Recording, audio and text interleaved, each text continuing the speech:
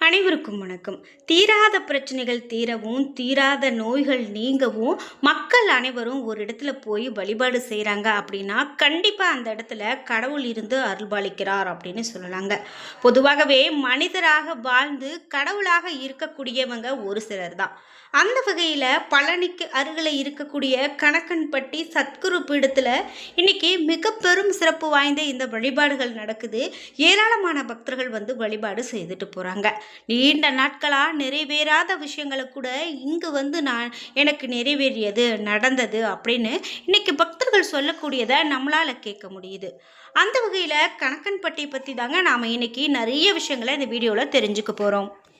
இந்த வீடியோ பார்த்துட்டு இருக்கக்கூடிய நீங்களும் கணக்கன்பட்டிக்கு சமீபத்தில் போயிட்டு வந்திருக்கீங்க அப்படின்னா மறக்காமல் உங்களுடைய கருத்துக்களை கமெண்ட் பாக்ஸில் பதிவிடுங்க.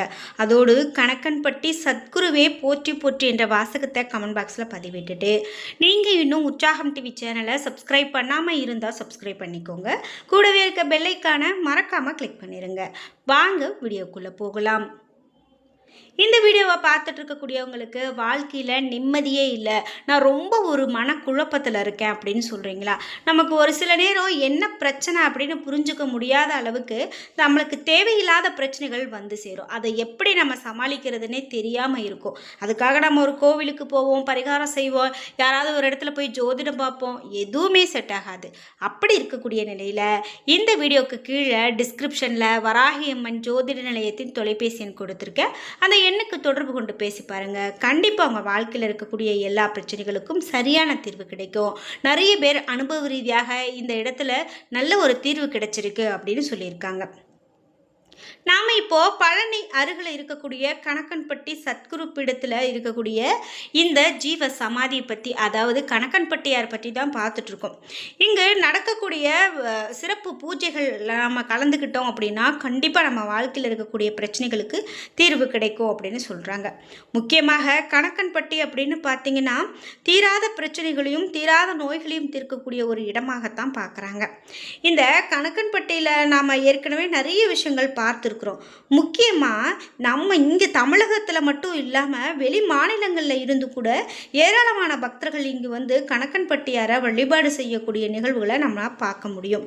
அந்த அளவுக்கு அவர்களுடைய பிரச்சனைகளை தீர்த்து வைக்கக்கூடிய ஒரு தெய்வமாக தற்போது புகழ்பெற்று கணக்கன்பட்டி சுவாமிகள் இருக்காங்க அப்படின்னே சொல்லலாம். மனிதராக வாழ்ந்து தெய்வமாகக்கூடிய இந்த கணக்கன்பட்டியார் பற்றிய இன்னும் சில தகவல்கள் ஆச்சரியமானதாக இருக்கும். யார் ஒருத்தங்க மனதார நினைத்து அவரை வழிபாடு செய்கிறாங்களோ கண்டிப்பாக அங்கு பக்கத்திலே கணக்கன்பட்டியார் இருப்பது போன்ற ஒரு உணர்வு அவர்களுக்கு தோன்றும் அப்படின்னு சொல்கிறாங்க. முக்கியமாக வெகு சிலருக்கு அவரை வழிபாடு செய்யறதுக்கான ஒரு தரிசனங்கள் கிடைத்திருக்கு அப்படின்னு சொல்லலாம். தன்னை பழனி முருகனாகவே உருமாற்றி காண்பித்தது கூட நடந்திருக்கிறது அப்படின்னு சொல்கிறாங்க. அதாவது முருகப்பெருமானை வழிபாடு செய்யக்கூடிய பக்தர்கள் கண்டிப்பாக இப்போது இங்கேயும் வந்து கணக்கன்பட்டியாரையும் வழிபட்டுட்டு போகிறாங்க. பழனியில் இருந்து சுமார் 8 கிலோமீட்டர் தொலைவில் அமைந்திருக்கக்கூடிய இந்த கணக்கன்பட்டி இங்கு வாழ்ந்த சித்தர் அப்படின்னு பார்த்தீங்கன்னா இன்னைக்கு தெய்வமாக இருக்கார். அதே போல் குறிப்பிட்டு அமாவாசை பூஜையில் இங்கே வந்து ரொம்ப சிறப்பாக நடக்கும். இந்த அமாவாசை பூஜையில் நம்ம கலந்துக்கும் போது முக்கியமாக என்ன சொல்கிறாங்க அப்படின்னா, எனக்கு இந்த விஷயங்கள்லாம் நிறைவேறணும் அப்படின்னு சொல்லி இங்கே வந்து வேண்டிக்கிறாங்க. அந்த அவர்களுடைய வேண்டுதல்கள் நிறைவேறின உடனேயே அங்கு அவர்கள் சில பொருட்களை வாங்கி கொடுக்குறாங்க. அதாவது அரிசி, அது மாதிரியான பொருட்களை அன்னதானத்திற்காக கொடுக்கக்கூடியதும், அவர்கள் நிறைய இந்த மாதிரி மக்களுக்கு உதவி செய்யக்கூடிய நிறைய விஷயங்களை செய்து வராங்க அப்படின்னு சொல்லலாம்.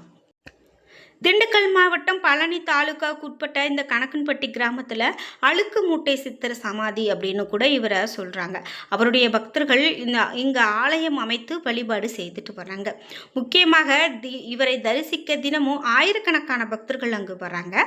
காலை 6 மதியம் 1 மணி வரையிலும், மாலை 4 முதல் இரவு 8 மணி வரையிலும், காலை 7 மணிக்கு சிறப்பு மண்டல பூஜையும் இங்கே நடக்கும் அப்படின்னு சொல்லலாம்.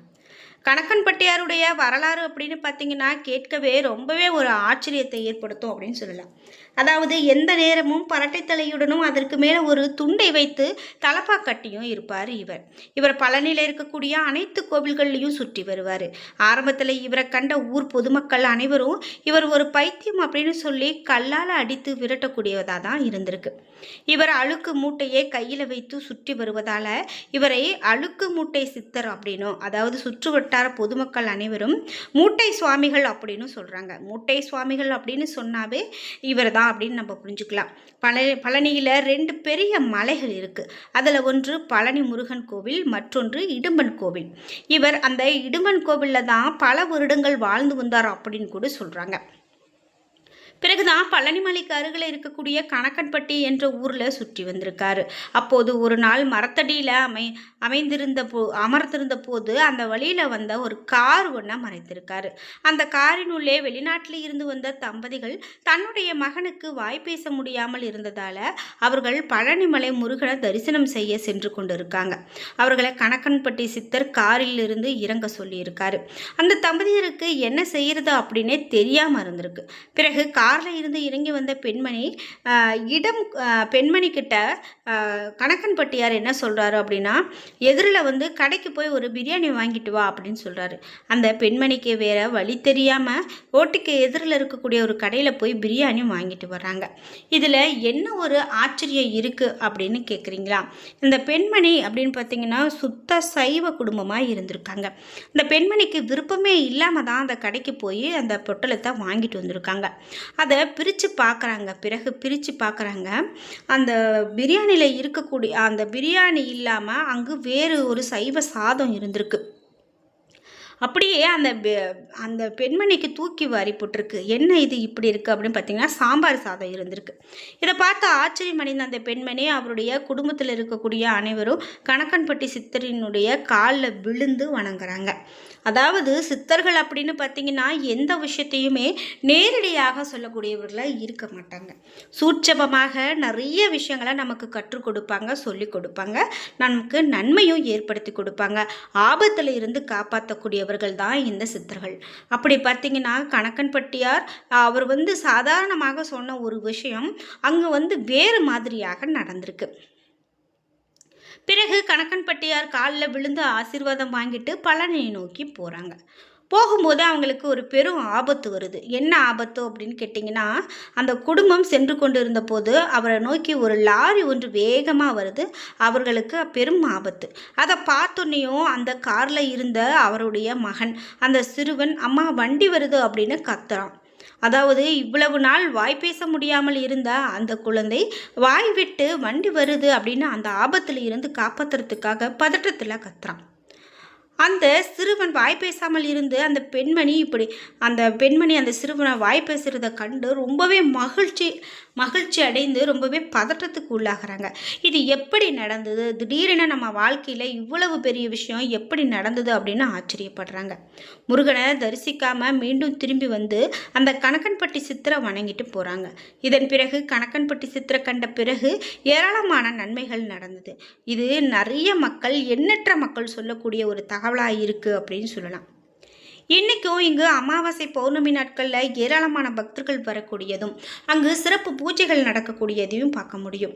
இப்படி உங்களுக்கும் ஒரு வேண்டுதல் இருக்குது, நீங்கள் அதை நிறைவேற்றுறதுக்காக நினைக்கிறீங்க அப்படின்னா கண்டிப்பாக கணக்கன்பட்டியார் கோவிலுக்கு போய் அங்கே ஒரு வழிபாடு செய்துட்டு வாங்க. இதுவரைக்கும் நடக்காத ஆச்சரியங்கள் கூட இனிமேல் காண முடியும் அப்படின்னு சொல்கிறாங்க. அப்படி வழிபாடு செய்துட்டு அங்கு இருக்கக்கூடிய பக்தர்களுக்கு நாம் ஒரு சிறப்பான ஒரு அன்னதானம் கொடுக்கறதுக்காக நம்மளால் முடிந்த அளவுக்கு பொருட்களை அங்கே கொடுத்துட்டு வர்றாங்க. இதுதான் இன்றைக்கும் நடந்து கொண்டு இருக்கிறது அங்கு அப்படின்னு சொல்லலாம். முதல்ல சாதாரணமாக கொஞ்சம் மக்கள் வரக்கூடிய இடத்துல இப்போது பலருக்கும் கணக்கன்பட்டியார் பற்றி தெரிந்து நிறைய பேர் இங்கே வழிபாடு செய்துட்டு போகிறத நம்மளால் பார்க்க முடியும். அதாவது சாதாரணமாக நம்மளுடைய கண்முன்னே நம்ம கூட சக மனிதராக வாழ்ந்த ஒருவர் இப்படி கடவுளாக ஆகக்கூடிய நிகழ்வு அப்படின்னு பார்த்திங்கன்னா ரொம்பவே அரியதாகத்தான் நடக்கும். அந்த வகையில் தான் இப்படி கணக்கன்பட்டியார் ஆகியிருக்காரு அப்படின்னு சொல்லப்படுது. என்ன நண்பர்களே, இன்னைக்கு வீடியோவில் நாம் கணக்கன்பட்டியார் பற்றிய நிறைய தகவல்களை தெரிஞ்சுக்கிட்டோம். இந்த வீடியோ கண்டிப்பாக உங்களுக்கு ரொம்ப பயனுள்ளதாக இருந்திருக்கும். வீடியோ உங்களுக்கு பிடிச்சிருந்தா லைக் பண்ணுங்கள், ஷேர் பண்ணுங்கள், கமெண்ட் பண்ணுங்கள். நீங்கள் இன்னும் உற்சாகம் டிவி சேனலை சப்ஸ்கிரைப் பண்ணாமல் இருந்தால் சப்ஸ்கிரைப் பண்ணிக்கோங்க. கூடவே இருக்க பெல்லைக்கான மறக்காமல் கிளிக் பண்ணிடுங்க. அப்போ தான் நாங்கள் போடுற இது போன்ற ஒவ்வொரு பயனுள்ள வீடியோவும் உடனுக்குடன் உங்களுக்கு நோட்டிஃபிகேஷனாக வந்து சேரும். நன்றி வியூவர்ஸ்.